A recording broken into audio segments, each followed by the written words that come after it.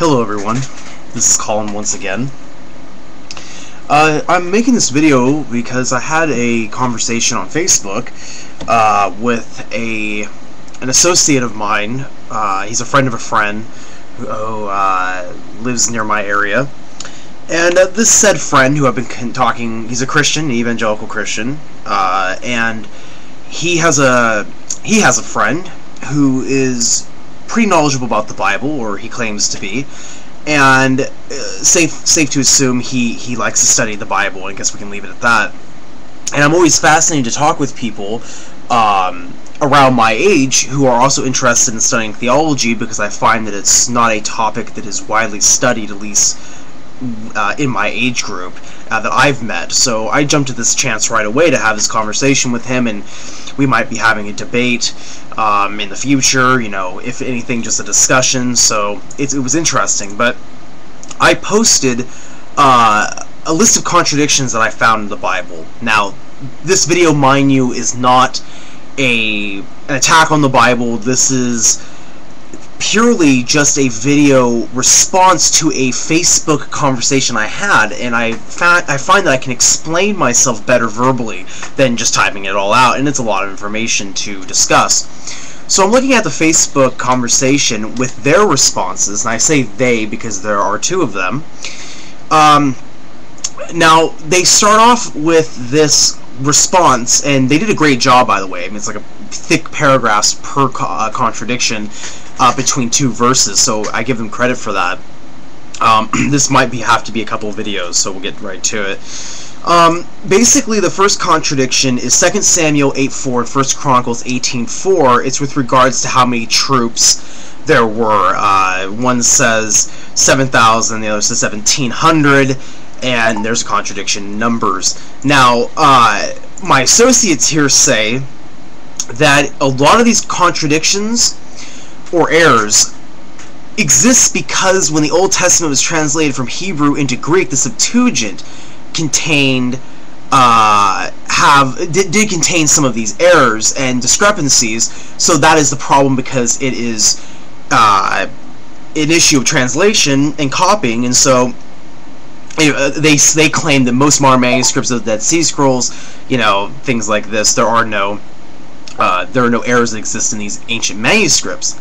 So with regards to 2 Samuel 8:4 and 1 Chronicles 18:14, they say all ancient manuscripts, I'm assuming they're referring to the Hebrew manuscripts here, use 7,000 in 1 Chronicles 18:4. However, a few Septuagint in Hebrew manuscripts use 1,700 in 2 Samuel 8:4. As a result, some English versions which were translated from those manuscripts may also use 1,700. However, it's clear that manuscripts that use 7,000 in 2 Samuel 8:4 are the correct manuscripts, not only because the majority of ancient manuscripts use 7,000, but also because 1 Chronicles 18:4 confirms that 7,000 is the correct number. The error has been corrected in most modern English versions. Now, I read all of that because this is their common theme throughout their entire response, that the most ancient Hebrew manuscripts do not have these errors, and that most modern Bibles have corrected the errors.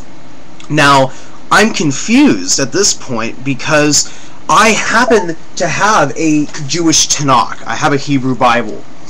And the thing is that the JPS, who publishes this Hebrew Bible, goes back to the oldest available Hebrew manuscripts. So basically, why I bring this up is these errors do exist in the Hebrew Bible. So these are Jews translating into English, going back to their oldest manuscripts that these associates of mine are referring to, yet these errors exist in the Jewish Bible.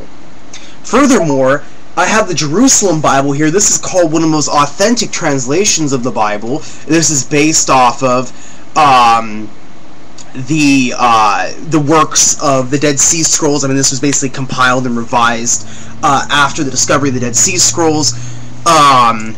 And so these errors also, it's called by Christians one of the greatest translations ever, and yet these errors still exist in this Bible as well.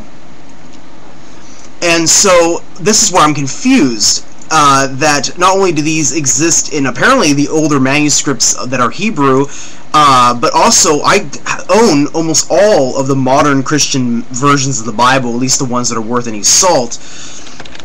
And essentially, these errors also exist in those versions of the Bible. So again, this bit kind of throws me off, because I have my two associates telling me one thing, yet I'm looking at the Bibles I actually own and that are in my possession, and it's saying quite the opposite. Now, this is their response. The combining of the ancient authoritative Hebrew manuscripts and the modern versions of the Bible correcting. This is their response to also Samuel 24:13 and the contradiction found in 1 Chronicles 21:11 and 12. This is also, I believe, their response to 1 Kings 4:26 and 2 Chronicles 9:25. Also 2 Kings 8:26 and 2 Chronicles 22:2. And 2 Kings 24:8 and 2 Chronicles 36:9. Now, the problem is, I checked all these verses in the two Bibles I just mentioned, and these other Bibles that I own: the RSV, the NRSV, the ECV, the NLT, the NIV, the King James Version. All these errors exist in all these Bibles. So this is not a question of the ancient Hebrew manuscripts being correct and not having these errors. These errors obviously exist in the ancient Hebrew manuscripts because, like I said, my Hebrew Bible even contains them. So I'm interested which manuscripts they're referring to that are lacking in these errors, and if that really is the truth, that these ancient authorities do not contain these errors, then why do all the translations and versions of the Christian and Jewish Bibles still contain the errors if they can just go to the older manuscripts and there are no errors and just translate it from those manuscripts? Why then still contain these errors? So I would ask my associates to present to me which Bible they are using that does not contain these errors. Furthermore, when they get to the question of let's see here, 1 Kings 7:26 and 2 Chronicles 4:5, this is how many baths were in, I believe, the Palace of Solomon. 2,000 baths is equal to 44 let's see here.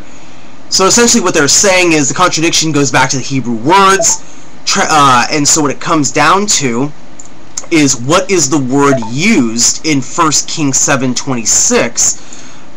They say that this is essentially, when it comes to 2 Chronicles, it is referring to 3,000 baths when the baths are completely filled, the equivalent thereof, and that the Hebrew words obviously connotate that.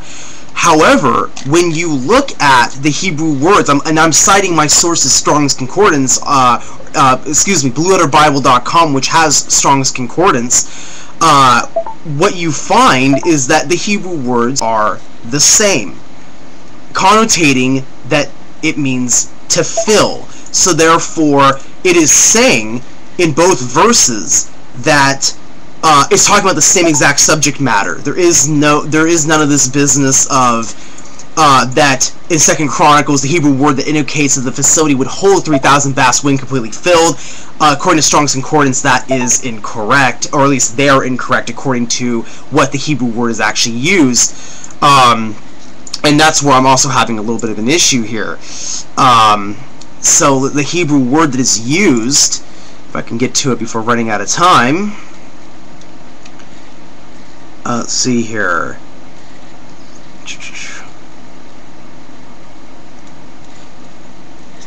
Kuwl, K-U-W-L, is the word that is used, and it connotates the same exact